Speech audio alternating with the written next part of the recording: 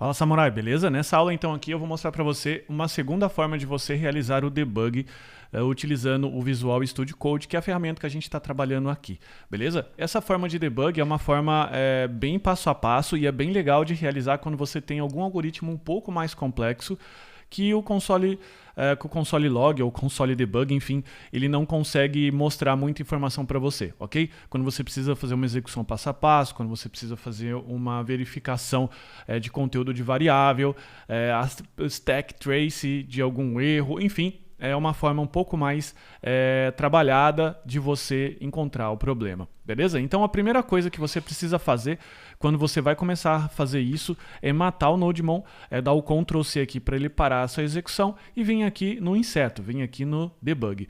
Para poder habilitar o debug dentro desse projeto, ok? Você precisa clicar aqui nessa rodinha para configurar e ele vai perguntar para você qual que ambiente que você quer criar esse debug. Você vai colocar aqui o Node.js, ok? Ele vai colocar algumas informações pré-preenchidas para você. Já são essas informações, você não precisa alterar nada. E depois que você fizer isso, basta você clicar aqui no Play. Ele vai mudar a cor para você aqui da sua barra, beleza? Ele vai mostrar aqui algumas informações de debug console.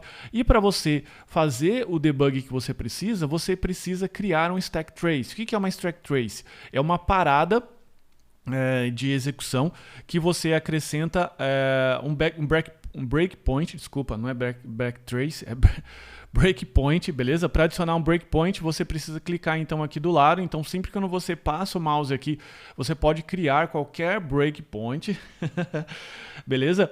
E você pode adicionar as paradas que você quer fazer. Quando existir uma parada ou ponto de parada, que é a tradução de breakpoint, você pode voltar aqui para o seu console e você vai verificar nessa lateral esquerda qual as informações que o Visual Studio Code está soltando para você, legal? Agora que a gente já está executando ele, que já está com o nosso breakpoint aqui marcado, basta você vir aqui no NodeMon e começar a execução. Você precisa de um evento externo para disparar e o NodeMon a gente escolheu para poder fazer interação com a nossa API. Então, pois bem, quando eu cliquei aqui no get, ele já disparou aqui pra gente o processo e deixou parado aqui no breakpoint que a gente gostaria de adicionar.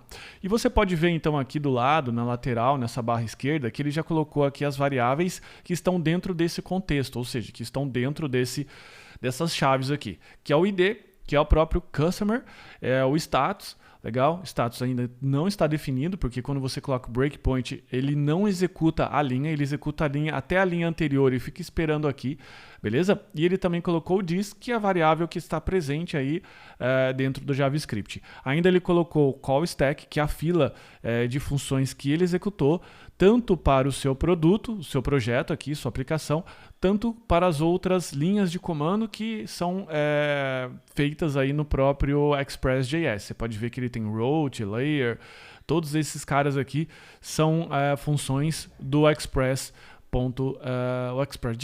ok? Você ainda tem aqui mais informações, como por exemplo o global, que você pode ver informações aqui que são relevantes ao contexto do programa. Ainda o hack do request, você pode ver aqui o hostname, HTTP version, IPs, aqui, path, enfim, você pode ver bastante informação e o res aqui também, ok?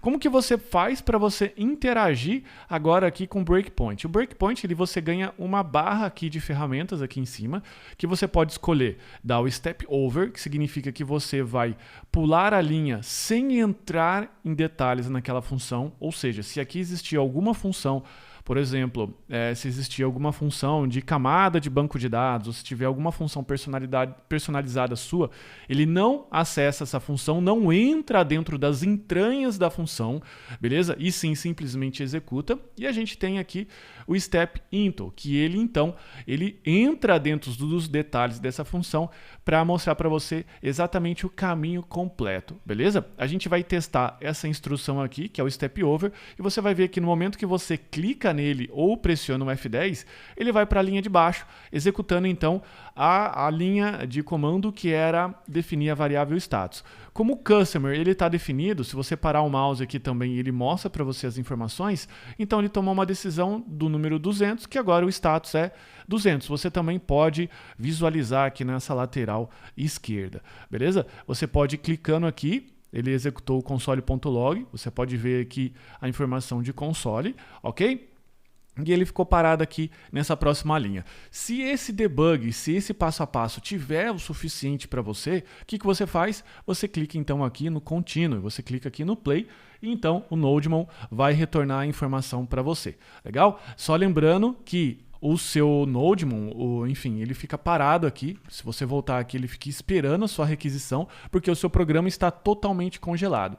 E existe ainda a possibilidade de você colocar a quantidade de breakpoints que você quiser. Por exemplo, eu quero que pare aqui no status. Se eu clicar aqui em Continue, ele vai parar aqui no Return para mim. Então você pode brincar com seus breakpoints aqui para parar ou para dar foco naquelas linhas que são as linhas que você quer analisar melhor, sendo ideal para poder fazer debugs de algoritmos ou debugs de alguma função que é um pouco mais trabalhada, um pouco mais complexa, ou que você queira entender melhor, beleza?